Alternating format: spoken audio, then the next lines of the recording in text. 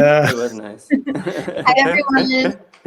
Thank you for joining us. My name is Sam, and on behalf of Book Soup, I'd like to thank you all for being with us today for our group poetry reading with Sandra Lim, Randall Mann, and Miguel Murphy. Tonight's event will end with a Q&A, and to submit a question, please use the Ask a Question button at the bottom of the screen. And if you see a question on the list that you'd like for our poets to answer, please click the like button. It'll bump it up in the queue, and we will try to answer as many questions as time will allow. And please also feel free to engage with each other and the readings in the chat area since we're virtual. It's nice to know you're with us, so thank you. And we'll be hosting more virtual events in the near future, and you can learn more about them on our website. You can sign up for our email newsletter. You can follow us on social media at Book Soup, and you can also follow our Crowdcast page right here. And past events are also available on our YouTube channel. And please support Book Soup and our authors tonight by purchasing copies of tonight's featured books, which you can do by clicking the green button right below the viewer screen. It'll redirect you to our website where you can complete the checkout process, and it won't interrupt viewing, so you can do that at any time. And we're also open for in-store browsing, so if you're local to Los Angeles, please come by and say hi from 10 a.m. to 7 p.m. daily, and we would love to see you. And with that said, let me introduce our guests for today. Sandra Lim was born in Seoul, Korea. She is the author of 3 poetry collections, most recently The Curious Thing, as well as Loveliest, Grotesque, and The Wilderness, chosen by Louise Glück for the Barnard Women Poets Prize. She has received many honors for her work, including the Levis Reading Prize, a literature award from the American Academy of Arts and Letters, and fellowships from MacDowell and the Getty Foundation. She is a Guggenheim Fellow in Poetry and lives in Cambridge, Massachusetts. Welcome, Sandra. Our next poet tonight is Randall Mann, who is the author of 5 poetry collections, A Better Life, published by Persea Books in April, as well as Proprietary, Straight Razor, Breakfast with THOM GUNN, and Compliant in the Garden. He is a recipient of the Kenyon Review Prize, the Wood Prize from Poetry, and is a 3-time finalist for the Lambda Literary Award. And Mann lives in San Francisco. Welcome, Randall. And last but not least, Miguel Murphy is most recently the author of Shoreditch, a collection of poetry, which you can purchase all of these, by the way. They're new collections in the green button. And he lives in Southern California and teaches at Santa Monica College.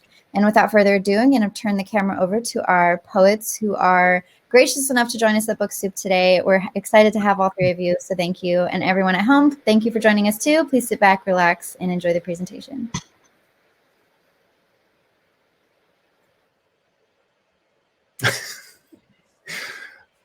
Are we running this show? Is that what's happening?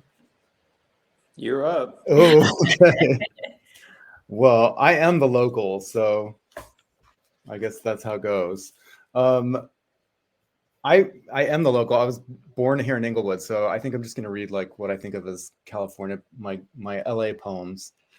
You know, despite all the vanity and the strip malls, it feels like home. I was telling my friend Michael the other day that I feel like I belong here. So these are some LA poems. It doesn't mean that they're happy poems. Malice. To lie on my back in the pool and seethe like sunlight. To look for you, finding no one. To pet my dog, muzzle him. To study pity, to study porn. To be orphaned and homeless and virused. Prayed over and for. Left struggling to breathe. Alone in a hospital wing. Hooked up to an IV, to watch the ocean as it drips, to watch the clock empty the clip, to stare at the tip while the tip stares back, alive beneath such stars, daring you to throw yourself off a cliff, overdose, or use a rope, to kill you through the eye with a long knife, to sit in a chair, injected with fear, castrated as if there were a cure, helpless, wild, dissatisfied, to see your blood spill, vial after vial, to pay the insurance bill, take my pill and smile, doesn't sound like LA, but it is. Let's see. Greg Louganis. At the surface, it's summer. My father rented a VHS machine for the games. I'm 9, balancing in Orange County, my arms above my head for a dive. 23 years before, I know. No pain, no Spain. Pike position. On the team, they'll say you weren't chlorine. I didn't yet know the ache of not wanting to be a closet routine. That blue pool, Seoul 88. At the prelims, the terror of yours in the water. Infection, the AZT. Rewind. A man's embrace, a 4-hour interval of pills. Pause. A white Speedo, a silent climb. These.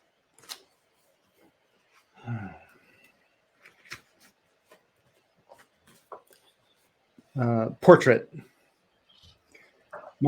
My friend Enda, his Mercedes, racing the Leth of Los Angeles. The Getty off the 405, our destination. Miriam was visiting from Dublin. Sunday morning, she made toast, boiled eggs, poured honey in our English breakfast tea. The martyrdom of Saint Sebastian, 1583, Annibale Carracci's. Sunshine, a sailboat in the bay, the white dome of the Capitol, the sick, naked criminal staring, his wet hair in short curls, lash of a golden halo.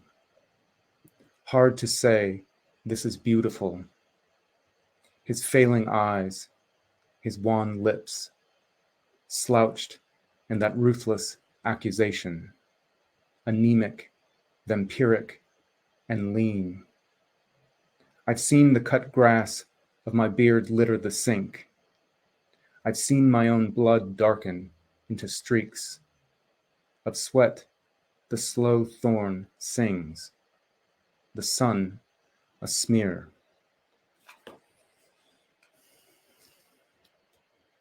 I don't know about these.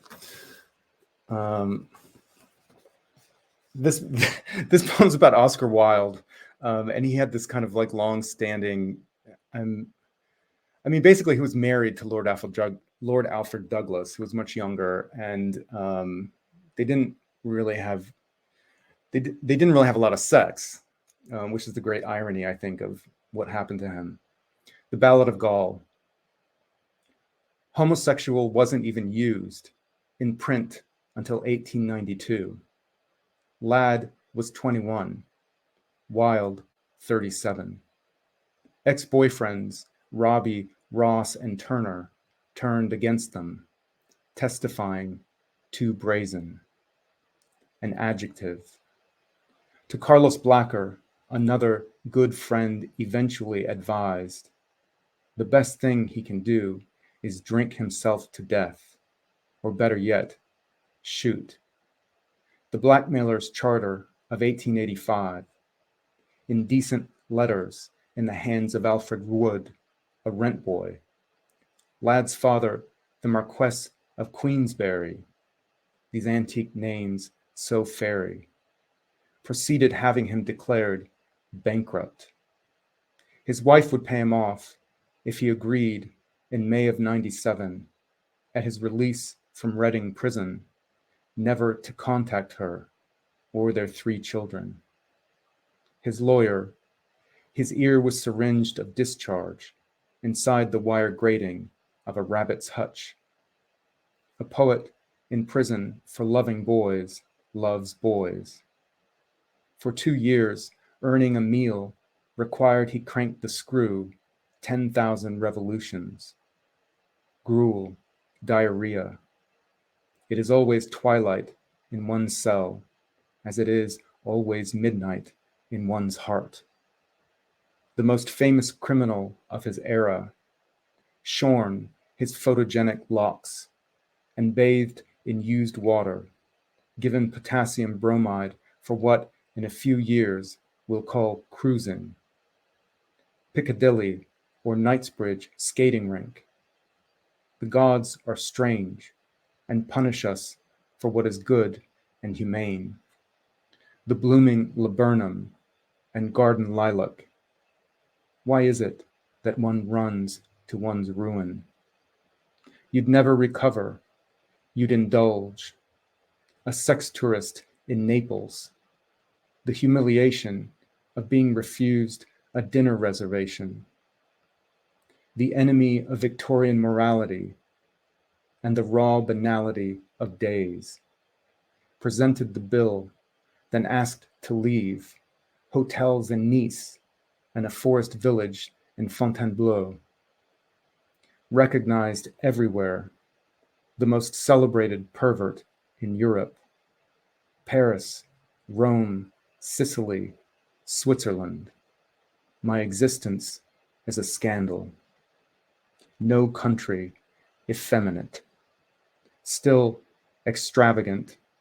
A dressing bag embroidered. A nickel-plated bicycle, a gift. A bottle of Pernod absinthe on the washstand. Scattered papers, clothes, and a bowl of ash. The final unkempt rooms at Hotel d'Alsace. Blue wallpaper with chocolate-colored flowers. Unfurnished, I am my own master. Bloated, drunk, disgraced, admiring for hours a man in a black shirt, 1897, Charles Shannon's self-portrait. From May until November, your final months, you'd suddenly meet Rodin, who welcomed you on a personal tour of the gates of hell at the Exposition Universelle before a pauper's burial at Bagneux in 1900 without a headstone. In 1898, artistically bereft at Lide, boating and bathing in the Seine, poor, in debt, you would publish anonymously as prisoner C33.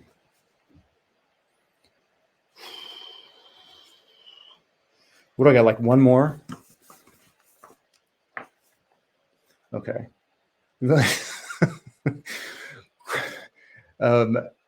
Yeah, this is for my friend James Quirk, who lives in town, so I guess I'll read it for him. Crown. Infection, he says, is a train on a slope downhill. The thrill of your elected emptiness speeding at you like fantastic velvet at your own personal number. The cell count, the viral copies, these new exponential trees, ratios. I don't want the night's vast dust to gutter me yet.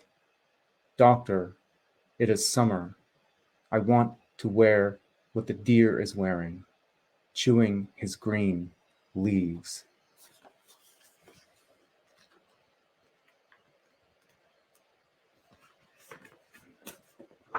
Should I do one more? I don't know what I'm doing. Go for it. Okay, I'll do one more. I'll get the word Los Angeles in. Okay. Veronal. It might be a life like my own. The white leucanthus opens operatically and fails. It falls, like Mozart's fantasy in D minor, played too slowly. It's barely audible, and I have a hard time liking myself until I think of that dose Stefan Zweig gulped down in 1942 inside his hillside bungalow. Petropolis, Brazil. There is no exile, except this. Dark passport, compatriot. I'll watch the flowers die, meaningfully, like the cold pageantry of history, in which your cafe is the one place light goes on. Kapuzinerberg and the dogs, the little cauldron of black fire. You drink it because you want the blossoms to be more like hell and less this irrigated grass, pools like pond jewels, murderous Los Angeles.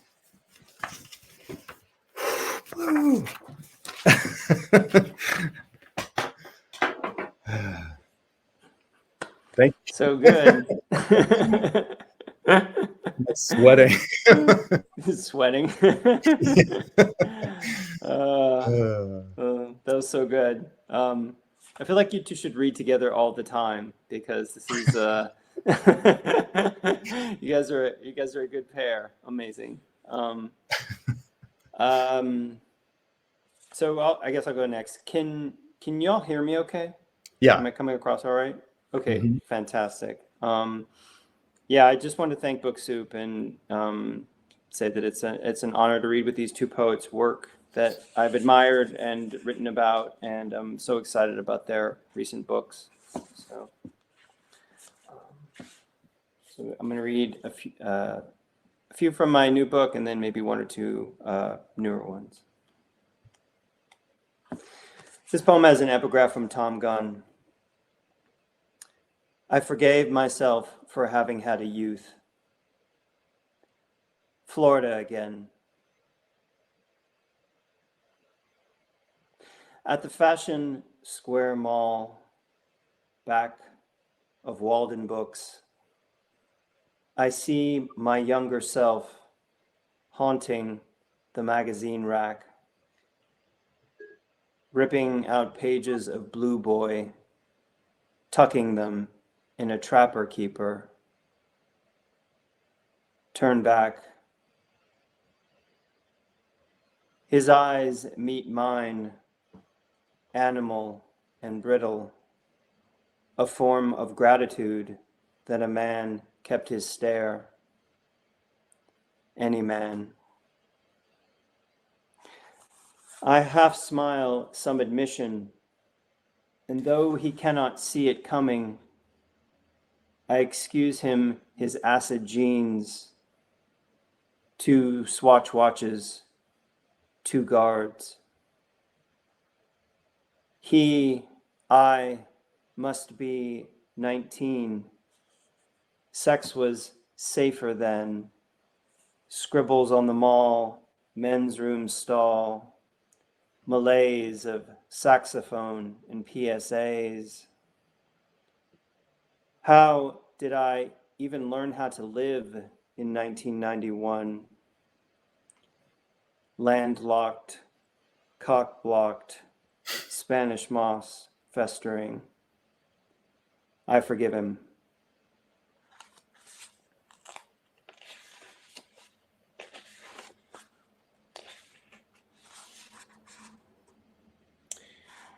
Forever. Friday was big data night. The gig, athletics and analytics, acute age disparity, brute and faking, I mean fucking autocorrect.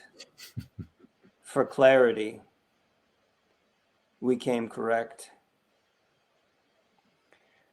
Brunch, details. We adored potatoes with fallen wild parrots, cocktails at Holy Mountain named for dictators, 24 carats. I ordered the Stalin.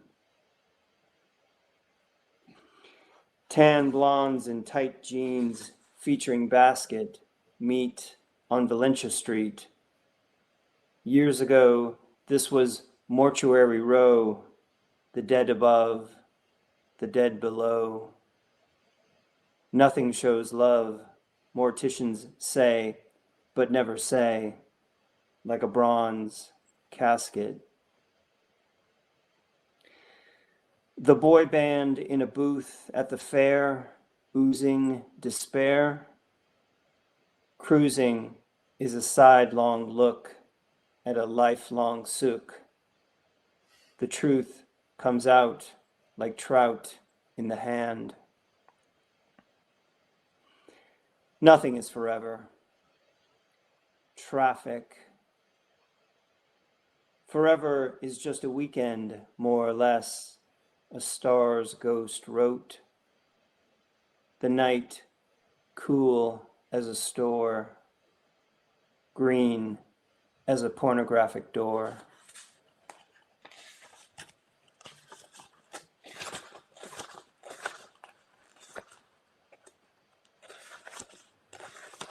I wish I were one of those people that really had fantastic explanations to sort of like punctuate the poems. But I just find myself at the title and I'm like, I just say the title and then read it. Stalking points. The coldest August in memory, a lack of trust. The lumber of a streetcar, neither here nor there, near nor far. The bros in boas are turning back to Burning Man. Sidewalks slumber. Take a number, allege your size. On my commute, I saw you edge a stranger raw, then sanitize those hands the minute you got off the F line. Awe.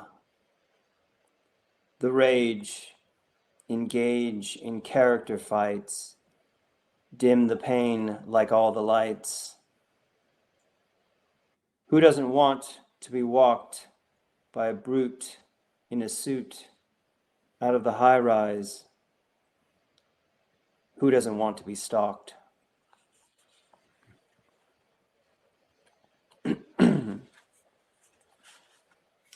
So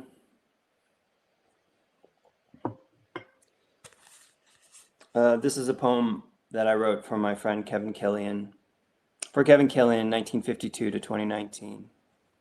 And it's called The Lone Palm, which is a bar in San Francisco at 22nd and Guerrero. The Lone Palm. The chatter, a little matter. The bas relief, shallow grief. Decor, 1930s, or is it 1980s?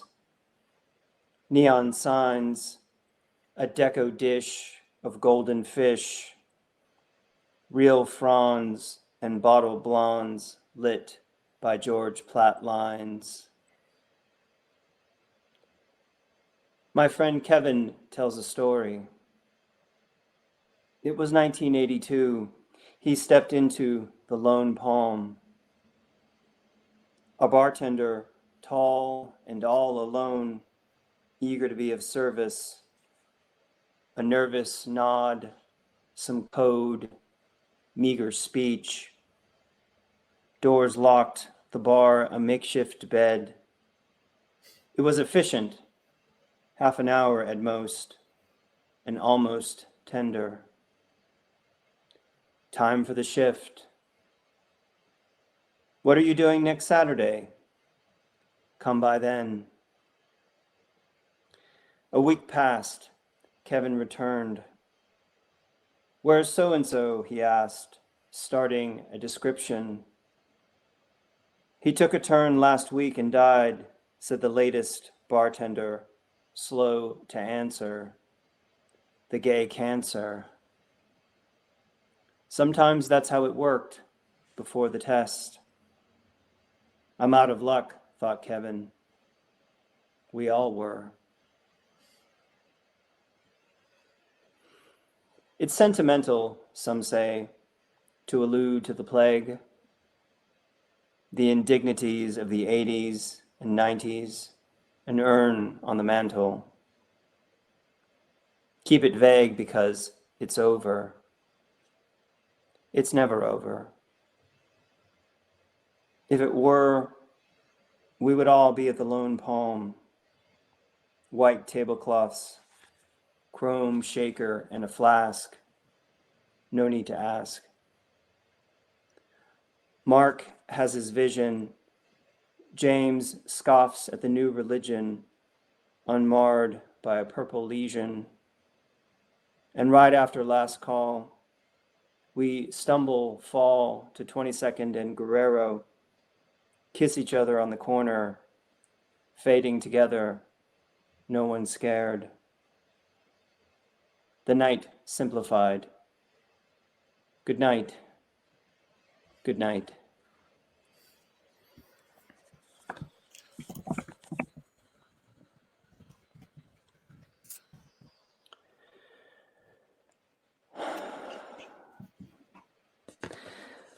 Some shift gears here a little bit. And let's read a couple of newer poems that I wrote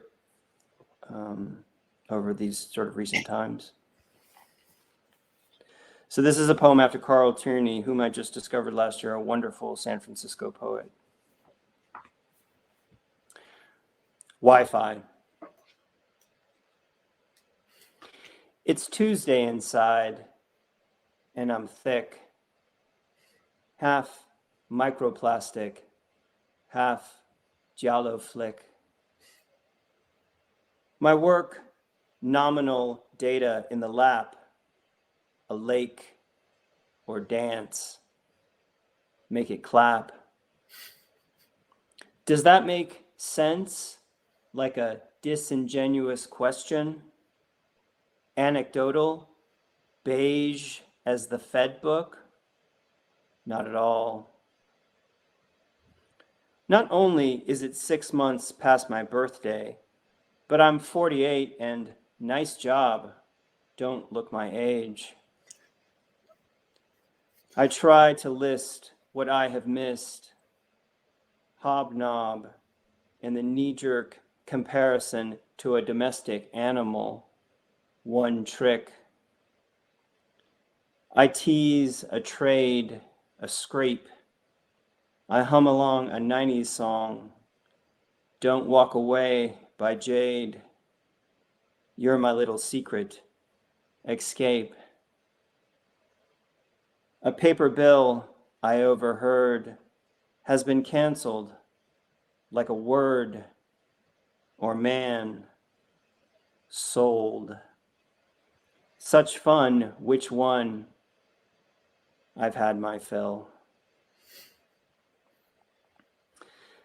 And then finally this last poem, and thanks again so much, Sandra. I'm really looking forward to hearing you read. The only thing you need to know about this poem is that Jean Naté was an after body spray, sort of like popularized in the late 70s, early 80s. A step past disco. I took a step past disco. Could still discern the strings, the horn, like a burn, slow to heal. Infectious, the hook already curled in the body, like a comma or a buddy. I clicked, unclicked, hope, a velvet rope. Disco, lyrics either for just one night or love for life, no in between. The drama. I am between, young enough not to have lost all my friends, old enough to have felt, I feel, any moment the ferryman will visit. Rock the boat, don't rock the boat. Disco, it's been years of forcing functions, token liberation, coercing conjunctions, and stroking myself, the celluloid dead, my valuation. Avoid. Men come, disposable as thumbs, opposable as income. The ones I met, a data set of none. Nay, nay, Fluffy, they used to say. Who are they? Crooked lashes, side-eye like a dash, broken wishes, the dance, the outline of religion, and splashes of jeanette choking the air. Fragments like errors, the distance. Thank you.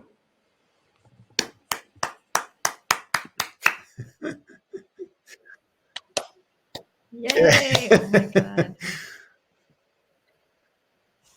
You got Walden Books and Jean Natte and the Lone Palm. Amazing. That was awesome. Thank you, Book Soup, for having us. And thank you, Miguel and Randy, for reading together with me. This is like a dream. This is very dreamy for me. So I'll just say that. And I also don't have a lot of explanatory things between poems, but I will just read a few poems. I guess they're kind of love poems or disappointed love poems. And I'm reading from Cambridge, Boston, but I'm originally from California. So I'm going to start with a poem called Boston. When I first moved to this city to take a job and the snows began to fall, a slow sadness took hold of me. Someone left a tiny pencil drawing of a sailboat on the ceiling of my bedroom, and I would stare up at it each night, thinking that it would eventually stir. I met someone that first spring, and I didn't love him.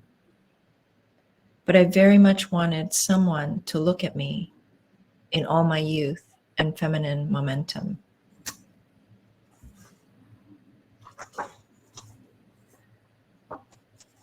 Black Box.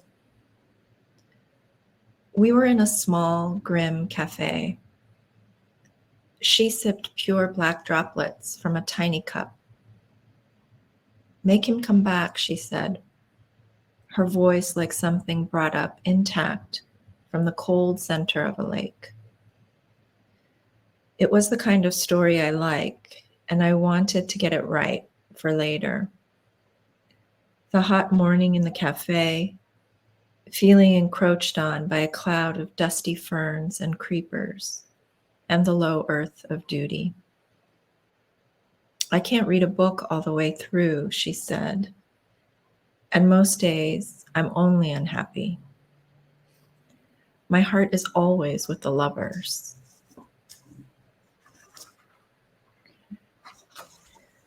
I'm going to read, I'll read, this is the first of two poems called Pastoral. They're kind of sour pastorals, think about it. But nevertheless, pastoral. When you called, I would come running, all my tags jingling. You'd grab a hank of my hair, and that would block out every thought. Our bodies swelled and stank in the heat, and we caved to it all day, under a cloud of flies. I dreamt of strung pheasants in old paintings, a horse of thick paste biting my arm. I dreamt of nothing. Sticky and hungry, we were like bad-tempered children who stay out too long in the rain. They feel lonely, but have no language for it. You once gashed your head open. My leg twisted beneath me at a serene new angle. Our greed was largest and most generous. With the sun high behind us, we weren't two, but four, our shadows playing ahead of us in the melting summer grasses. We became almost ugly with use, our questions traveling too fast, no one stopping to answer. The cat looked into our faces through sleepy slits. I dreamt that I died. You weren't even very sad. You touched my face. It was already cold, and cold was beyond understanding.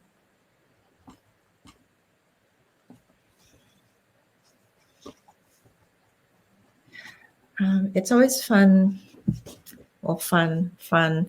sometimes to be able to write a love poem from the other person's point of view. So this one is called The Stronger. With me, life becomes sweeter, so she loses some of the ability to defend herself.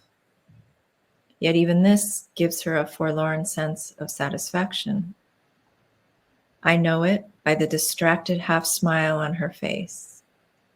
People believe love can do so much, as when they talk incessantly about the weather. They sound as if they're waiting for something incredible to come their way.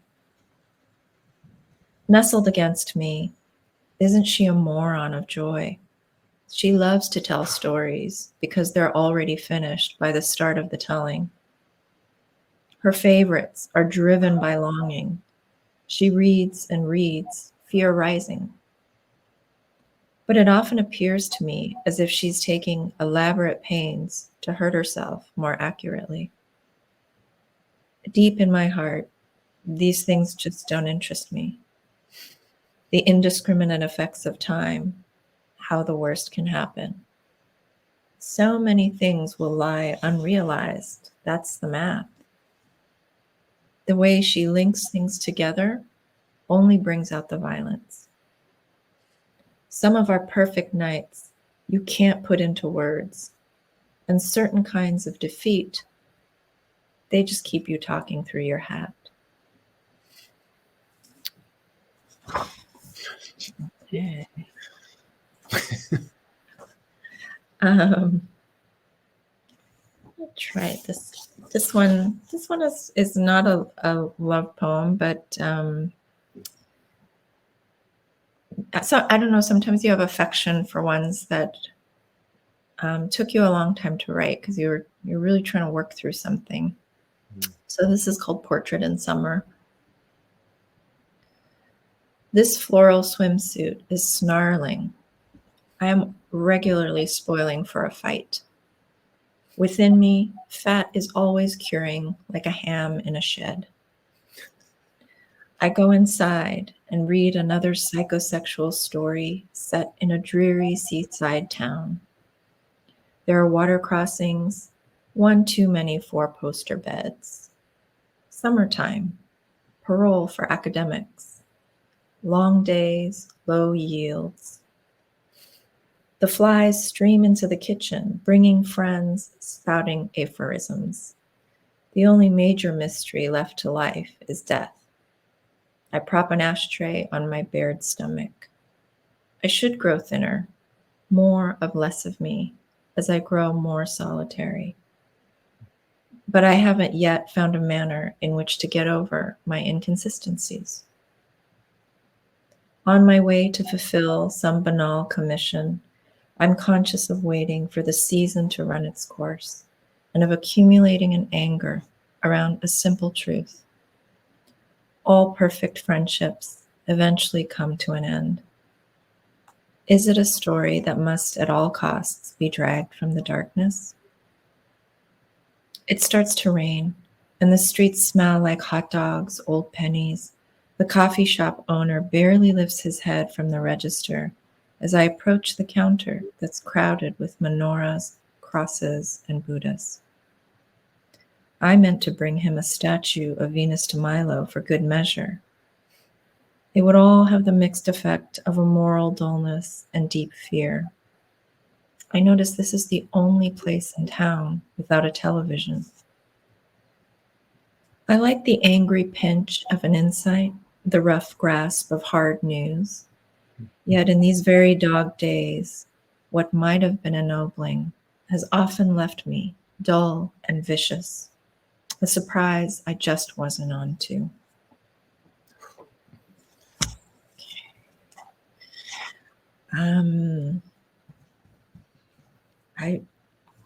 I read this other one. A friend told me, do you know you have so many dogs and cats in your poems?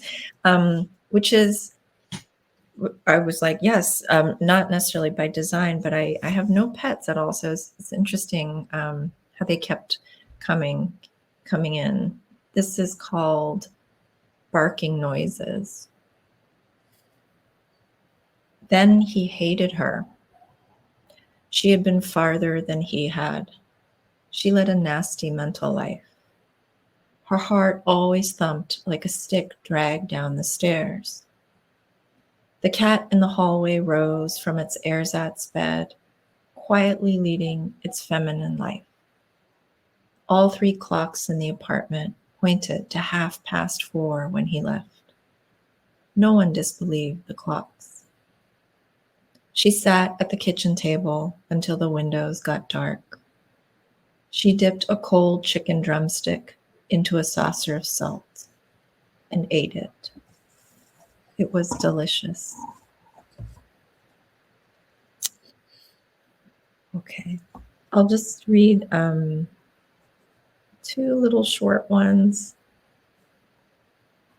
Wow.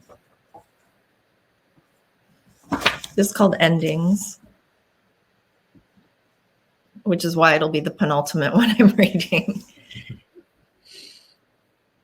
Endings. The story has 2 endings. It has one ending and then another. Do you hear me? I do not have the heart to edit the other out.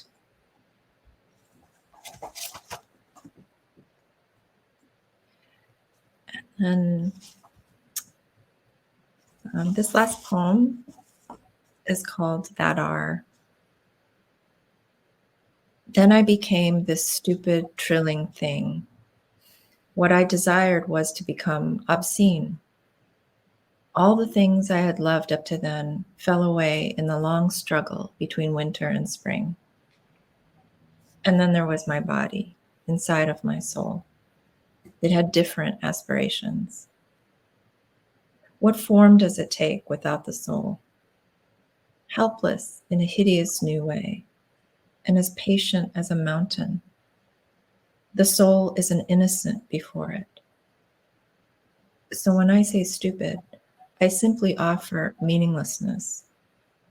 And when I say trilling, I only mean a leaving off of past sound.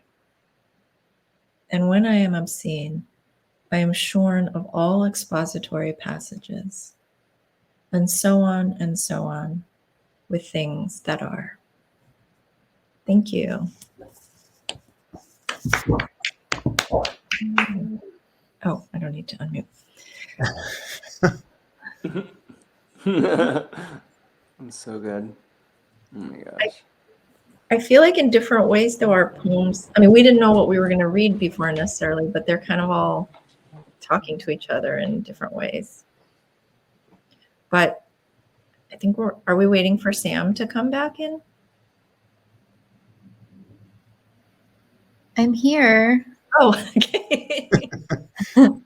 Sorry, I had to unmute. If anyone has any questions, now would be the time. Thank you all so much for sharing your work. They were all amazing. Just love. I don't have enough poetry in my life daily, so I appreciate this event. We do so many novels. And if you want to ask each other any questions about what, or have any thoughts about each other's work while we wait for some questions. So, Sandra, tell me a little bit more what you were, because I see what you're saying, that we're sort of like, feels like there's a kind of connectivity between what we're talking about. So what what were some of the things that you were thinking about? And I just thought, just chat about that a little bit.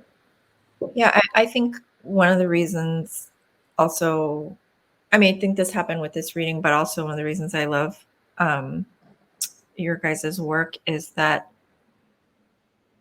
this is a funny way to say this, but I feel like in a lot of our poems, it's like the senses of the self, you know, or what we consider a self. It's always outraged by like the body, or just the fact of being in a body, or by the desires of the body, etc. But done in a way, well, there's always like something kind of new or interesting, whether it's done through kind of like a historical perspective, like in some of Miguel's poems, or in your poems. Like I was noticing tonight when you were reading, I think because I'm thinking about rhyme and repetition for just a different thing I'm working on. And I'm not good with rhymes, for instance, but how like you can use that also to kind of, I don't know, bring out the sense of like, I don't know, my word for it tonight is outrage about just being stuck in this body somehow, you know? So I sort of felt like I was hearing that connectivity, or that a little bit of that through line tonight. Yeah, I like how you put that. I love the idea of outrage. I think that's great. I was thinking that there's something that's beautifully, I think, in your work and Miguel's work, though your work is different. There's something, I might use a word like indrawn, but I would use it in the best possible way. So I think part of why I really love both of your work is that there's the sense of the poem falling in on itself rather than projecting itself out. I mean, it does that too, but each of your work is inhabiting its own world in a way that I find, particularly precise with each one of you. And also, in a sense, it's an invitation to the reader, but one that I find sort of beautifully at arm's length. And I think that's something very special. I think when poems can do that, because there's like an invite, but both of your poems exist. I mean, there are poems that are happening, I would say, with or without the reader. That may be too radical of a thought, but that's how I think of it. Because sort of like, maybe there's a reader there, maybe not. The world exists on their own terms, and they don't necessarily need a reader, in front of them. Of course, they demand that reader, but I don't know if I'm making any sense. But I love that you both create worlds that seem independent of me, which is why, like a sort of lover that's sort of like come close, be pushed away. That's why I'm like, of course, like I want more. So it's a curious experience as a listener and a reader, but the one that I admire in your work, and other poets too that I love. So if that makes sense. Yeah. I mean, I love that quality of inwardness in both your works. I mean, I feel like it's so like the inwardness of the quotidian, like your poems both. I feel like I'm in this moment that is all yours, like you're like, and I think it happens in a different way. Like Sanders, I was really struck today listening, because I feel like when I read your poems, maybe the experience is a little bit different, but listening, it's sort of like it's like the dream of a single thought, and you get to the end and it's full of all this mystery, and I'm not really sure what happens, but I feel like I'm in your head and I'm with you as these images are, as I'm kind of like moving through the world in this way, which I really like. And I don't fully understand all the way. And I think Randy's, your poems have a, the syntax almost demands a reader. I feel like even listening, I like all the corrections that happen, that you hear, and sort of like the humor that takes place in the lines. But I still feel like I'm inside of like this daily lived thing. And I think that's what draws me to both your work. And I like that sense of outrage. I mean, I think that sense of outrage is sort of like that meditation on, being alone in the world and sort of having to face the facts of things, which is never I don't know. I mean, you know, it's sort of like the complications of beauty and not just, you know, poetry with a capital P, which I prefer, I think. And maybe that's a sense of kinship I have there. That's complicated. I like that you used that word quotidian too, because I kept thinking in listening to the poems. I love how like you both in different ways, the way you use like demotic language.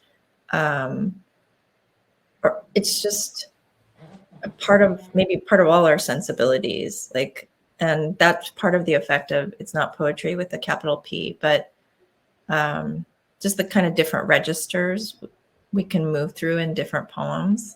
I always like that about each of us, because again, I think the poets that I'm really drawn to what people can do with tone, and and it's like, I like your sensibilities. So it's like, if you read a Toyota manual, I'll still want to read it because like I'm led into well, maybe not.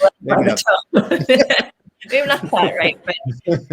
But just how, like, it almost doesn't matter like what the theme is necessarily, but I think what I'm following first is, I trust you because I like this tone, or I like how you're using this to explore something, or get somewhere, or think through something. So.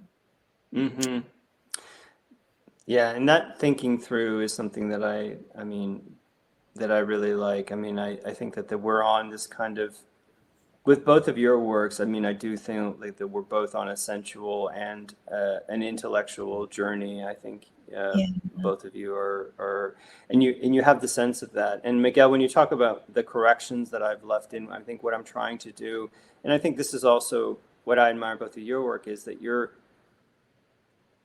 it's like, I want the experience of even writing the poem. I want to get as close to the experience of even that and have it be on the page, and really, because like, and take the reader through the journey, not just of argument, but of the creation of argument. I mean, it feels like a layer. So when I do hitches and I'm like, no, and I correct myself, it's not a parlor trick. It's like, if I did that, I was like, I just leave it in.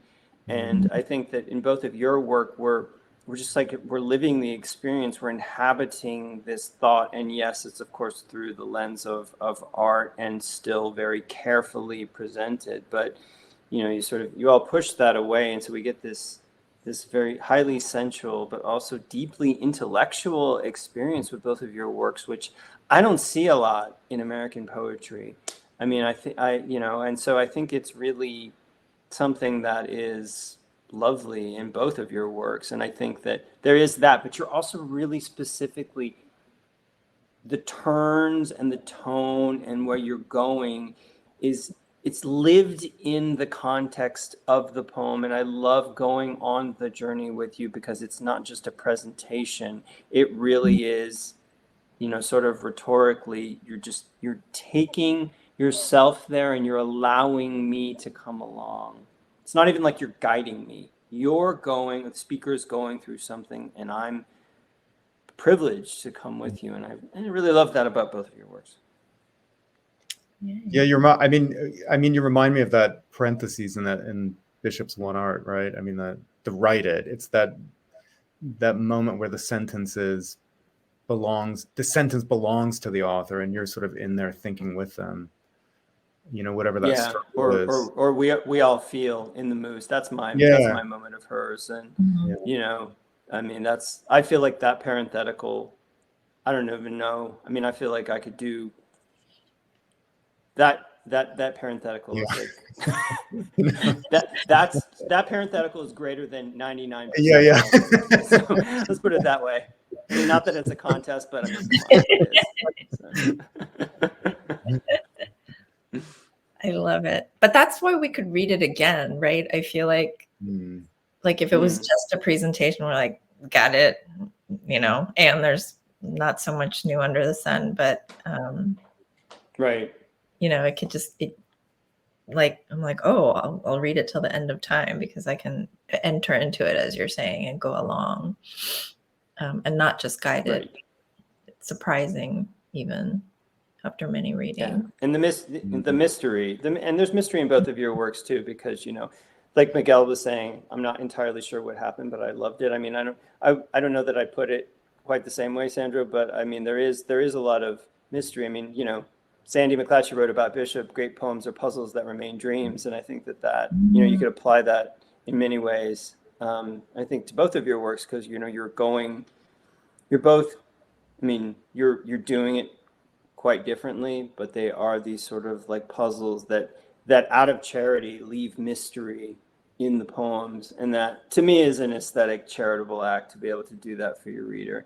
And not, you know, we're not at the end of your poems going, you know, like what the F, you know, we want more because, you know, you know the way that you've presented things. And so I think that's a really beautiful thing in both of your work. Yay. Well, I know. we might be coming to the end of things. That was also well said. Thank you for sharing your interpretations of each other's work, because you all said everything so well. That was really great. Thank you. Thank you again for having us. Thank you. Yeah, thanks so much, Sam. Yeah. Yeah, this has been a real joy. Yeah, thank you so much. Yeah, thank you all for joining us. This was really wonderful. And thank you everyone for watching and being with us. This is replayable, so please share with your friends or whoever. And you can rewatch it yourself if you like. It'll be on YouTube, so it'll reach more people there as well. And that's what you just thought. Wait a second. No one's No, you'll get more fans. But thank you for sharing also your thoughts just about poetry. Like I said, I don't have enough poetry in my real life. I write poetry myself. I'm a writer too. And I have transitioned into fiction, but just to be reminded by poets who are published and really out there and well known is really special, because poetry is so special and it's so powerful. So I just appreciate that reminder. Not to downplay, you know, I'm always like, oh, you know, I write it, but whatever, but it really is amazing. So I appreciate all of you being here today, and Book Soup as well. So thank you everyone for watching at home, and everyone have a wonderful rest of your weekend. Thank you. Thank you. Thank you so much. All right. Thank you.